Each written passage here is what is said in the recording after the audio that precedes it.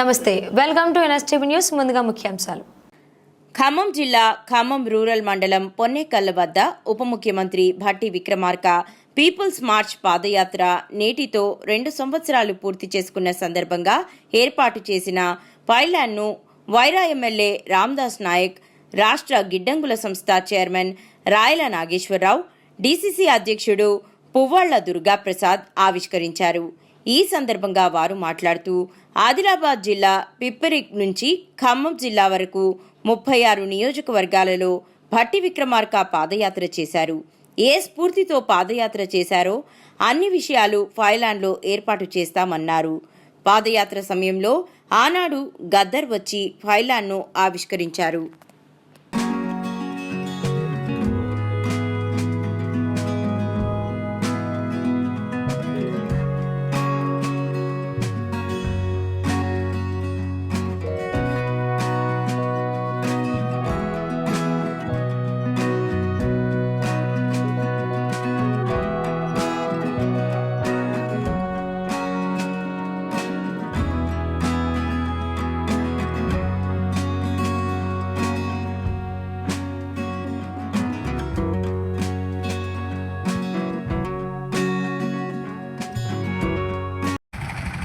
కేసీఆర్ అవలంబిస్తున్న ప్రజా వ్యతిరేక విధానాలకి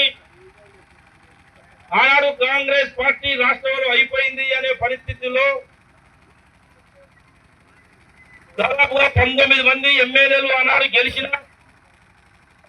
ఆ రోజు జాతీయ కాంగ్రెస్ పార్టీ తెలంగాణ రాష్ట్ర ప్రతిపక్ష నాయకుడుగా అన్న భట్టి విక్రమార్క గారిని నియమించిన తర్వాత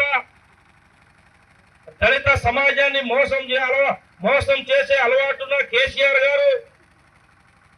ఒక దళితుడు ఈ రాష్ట్రానికి ప్రతిపక్ష నాయకుడుగా అసెంబ్లీలో ఉండి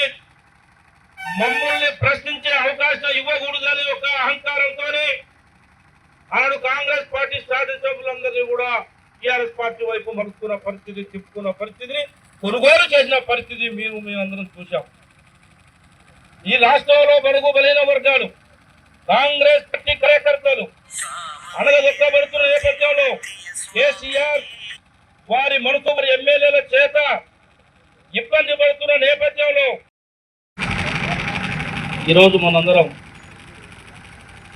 ఈ కార్యక్రమం చాలా చారిత్రకమైన కార్యక్రమం. మరి కార్యక్రమానికి ముఖ్య కారకుడు,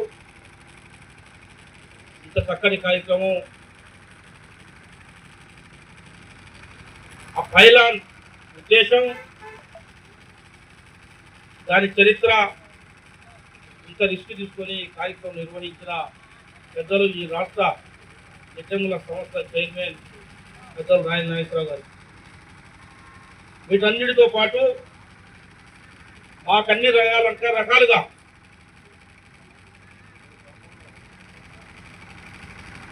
కేసీఆర్ ప్రభుత్వం ఈ రాష్ట్రంలో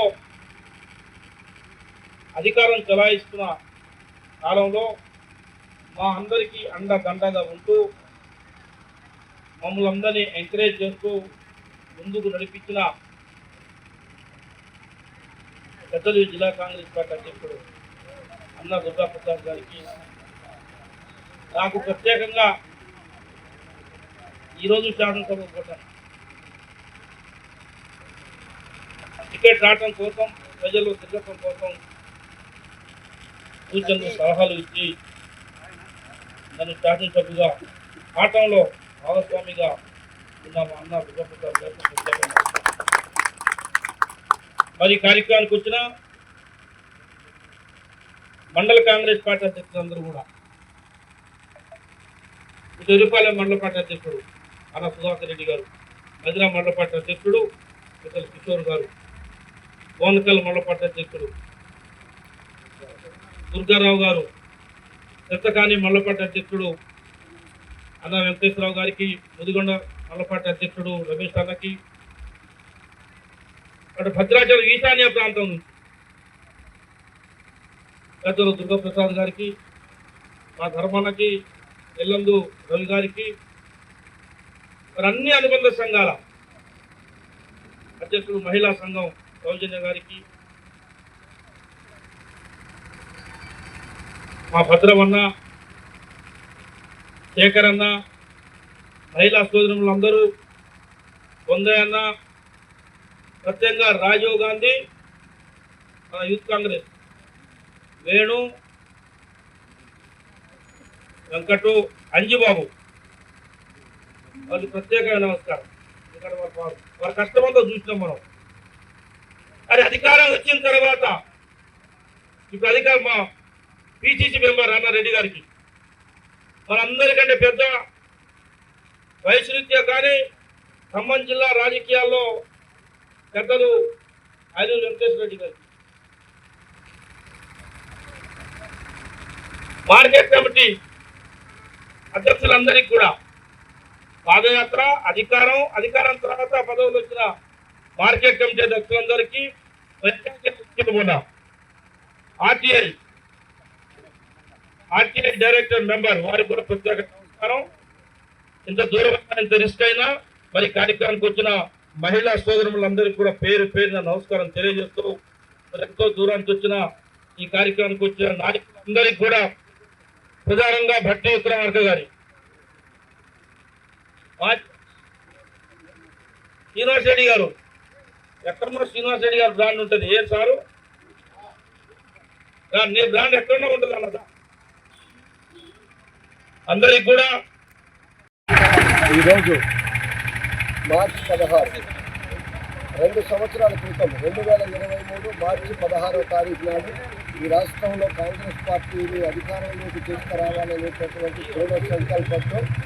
ఆ రోజు ఉన్నటువంటి ఈ రాష్ట్రంలో ఉన్నటువంటి పరిస్థితులను చూసి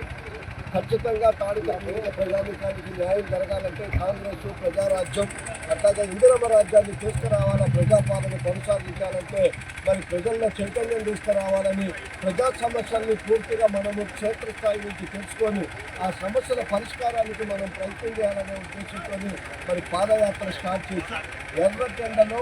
మండు టెండర్ని సైతం లెక్క చేయకుండా దాదాపు 1360 కిలోమీటర్ల పాదయాత్ర చేయాలని ఒక రూట్ మ్యాప్ ద్వారా కొన్ని ప్రాంతాల్లోకి పోయిన తర్వాత అక్కడ ఉన్నటువంటి పరిస్థితులకు అనుగుణంగా మా నియోజకవర్గంలో కూడా రావాలి మీరు అని చెప్పేసి అడిగినప్పుడు ఆ రూట్ని కూడా మీరు దాంట్లో కలుపుకొని ఆ మ్యాప్లో మరి ఆ ప్రయాణం చేసి సుదీర్ఘంగా 1360 కిలోమీటర్ల పాదయాత్ర చేసి ఆ రోజు ఏదైతే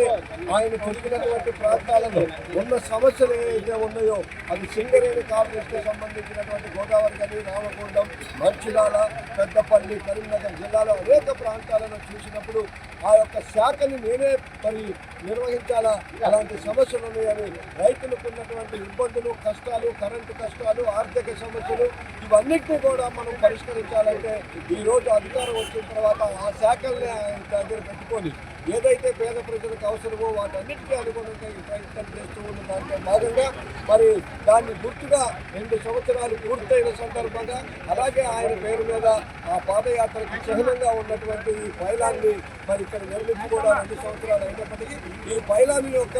మరి డిజైన్ని కొంచెం మార్పులు చేస్తూ కొంత టైం పట్టింది కాబట్టి ఈ రోజు దాన్ని పూర్తి స్థాయిలో మరి నిర్మాణం చేసి ఈ రోజు దాన్ని కూడా మనం పునఃప్రారంభించుకోవడం జరిగింది. కాబట్టి మరి ఈ కార్యక్రమం సిఎల్పీ లీడర్గా ఉండి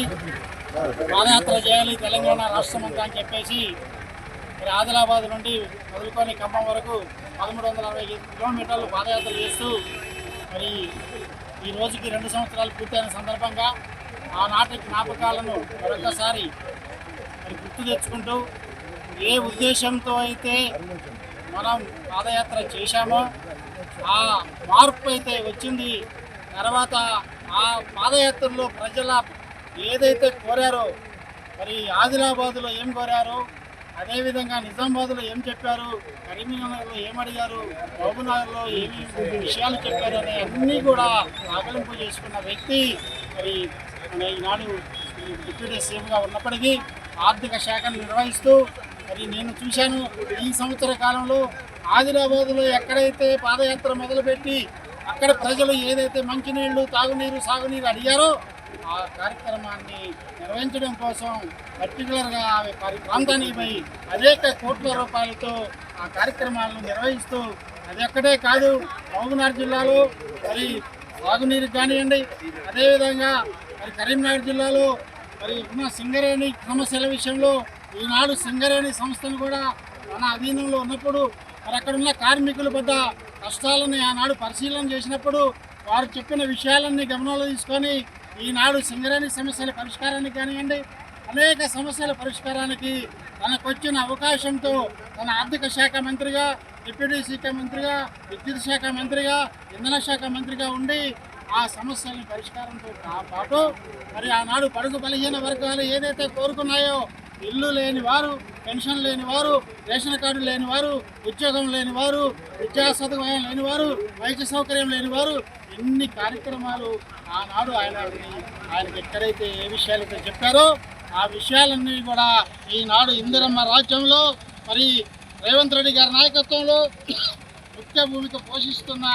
మరి భట్టి విక్రమార్క గారు అవన్నీ కూడా పూర్తి చేయడానికి తన వంతుగా ప్రయత్నం చేస్తూ ఉన్నారు. కొన్ని విషయాల్లో సఫలీకృతం అవుతా ఉన్నారు. ఒకే ఒక విషయం చెప్పగలను, ఆనాడు మరి పాదయాత్రలో గమనించిన విషయం, మరి పేద పిల్లలు, బడుగు బలహీన వర్గాల పిల్లలు ప్రైవేటు కార్పొరేట్ సంస్థల్లో విద్యను అభ్యసించలేరు. వీళ్ళకి మనం ఆ స్థాయిలో మరి విద్యాలయాలు నిర్మాణం చేయాలి, వారందరినీ ఒకే చోట మరి చదివించాలి అని చెప్పి ఆనాడు ఏదైతే తన మనసులో వచ్చిన ఆ విషయాన్ని ఈనాడు కార్యరూపం దాల్చి మరి ప్రతి నియోజకవర్గంలో యంగ్ ఇండియా ఇంటర్నేషనల్ స్కూల్ 200 కోట్లతో 25 ఎకరాల్లో Kisan cell, BC cell, SC cell, మహిళా సంఘం, అదేవిధంగా యూత్ కాంగ్రెస్ అనేక మంది ఈ కార్యక్రమానికి హాజరైన పెద్దలందరికీ, సుదీర్ఘ ప్రాంతం నుంచి వచ్చిన మరి దుర్గాప్రసాద్ గారికి, ధర్మారావు గారికి, రవి గారికి, అదేవిధంగా అన్ని మండలాల నుంచి కూడా వచ్చేసిన ముఖ్య నాయకులందరికీ కూడా నా హృదయపూర్వక స్వాగతం, ధన్యవాదాలు. మనందరికీ తెలుసు, గత 2 సంవత్సరాల క్రితం మార్చి 16న మరి ఇదే రోజున పిప్పటి నుండి 1360 కిలోమీటర్ల పాదయాత్ర చేస్తూ ఖమ్మం దగ్గరికి వచ్చినప్పుడు మనం ఇక్కడ ఆ చిహ్నంగా ఒక పైలాన్ని కట్టాలని చెప్పి ఆనాడు ఒక విషయం చెప్పినప్పుడు మరి ఇక్కడ స్థలం ఇవ్వడానికి కూడా మనకి ఎవరు ముందుకు రాని పరిస్థితి ఆనాడుంది. ఆనాడున్న ప్రభుత్వం అలాంటి ఇబ్బందికరమైన పరిస్థితి ఇచ్చినప్పుడు మనం ప్రభుత్వ స్థలంలో కట్టద్దు, ఎట్టి పరిస్థితుల్లో కూడా మనం ప్రైవేట్ వ్యక్తుల దగ్గర నుండి స్థలం తీసుకొని కట్టాలన్నప్పుడు మరి ఇక్కడున్న పెద్దలు రామనాథం గారు, తెల్లంపాడు వాస్తవులు మరి ఒక మంచి హృదయంతో మరి ఒక 40 గజాల స్థలమైన ఇవ్వండి మేము కట్టుకుంటామంటే వారి పెద్దలు మనకు ఆనాడు సహకరించారు. అదేవిధంగా అది ఇప్పించడం కోసం మరి ఆనాడు అంబటి వెంకటేశ్వరరావు గారు పుణ్యక మరి వారు కూడా మనకు సహకరించారు. వారికి ప్రత్యేకంగా కృతజ్ఞతలు తెలియజేస్తా ఉన్నాం. రామనాథం గారిని ముందుకు రావాల్సిందిగా కోరుతా ఉన్నాం. అదేవిధంగా ఆనాడు సహకరించిన పెద్దలందరికీ కూడా పేరు పేరున ధన్యవాదాలు, కృతజ్ఞతలు తెలియజేస్తా ఉన్నాం. మరి 2 సంవత్సరాలు లేట్ అయిన విషయం నిజమే. ఎందుకంటే మనము సంవత్సరం తర్వాత మరి అధికారం 6 నెలల తర్వాతనే అధికారంలోకి వచ్చినప్పటికీ 1 సంవత్సరం అధికారం వచ్చినా మనం గత సంవత్సరం చేయలేకపోయాం. దీనికి ఒక ప్రత్యేక డిజైన్ కావాలని, ప్రత్యేకమైన మరి ఫోటోలు కావాలని ఆ రకంగా డిజైన్ చేయడం కోసం ఒక జేఎన్టీయూలో ఒక ప్రొఫెసర్ని మనకు పట్టి గారు అప్పచెప్పినప్పుడు వారు 3 సార్లు 4 సార్లు ఈ ప్రాంతానికి వచ్చి ఈ ప్రదేశంలో ఎలాంటి మరి పైలాన్ని నిర్మిస్తే ఆ చిహ్నం బాగుంటుందో కొన్ని సూచనలు చేసినప్పుడు ఏదైనా సరే పట్టుదలగా ఇదే రోజు ఆవిష్కరణ చేయాలని చెప్పి గత 20 రోజులుగా మరి దాన్ని రాత్రంగా పగలనక మా బంధువులు మరి మా ఫ్యాక్టరీలో పనిచేసే మరి సూపర్వైజర్లు, అదేవిధంగా ఈ నిర్మాణం చేసే రాజస్థాన్ నుంచి వచ్చిన వర్కర్లు వాళ్ళు రాత్రి పగలు గత వారం 10 రోజులుగా చేస్తూ ఉన్నారు. ఇక్కడ ఎంత ఖర్చు అయిందని కాదు, ఎలాంటి చిహ్నం పెట్టాం, ఎలాంటి మీనింగ్ వస్తుంది, దానికి అర్థం వస్తుంది అనేది మనకు ఈరోజు చూడాలి. ఆనాడు పాదయాత్ర చేసినప్పుడు మన రాజ్యాంగంలో ఉన్న మౌలికమైన విషయాలు, సమానత్వం, మరి సామాజిక న్యాయం,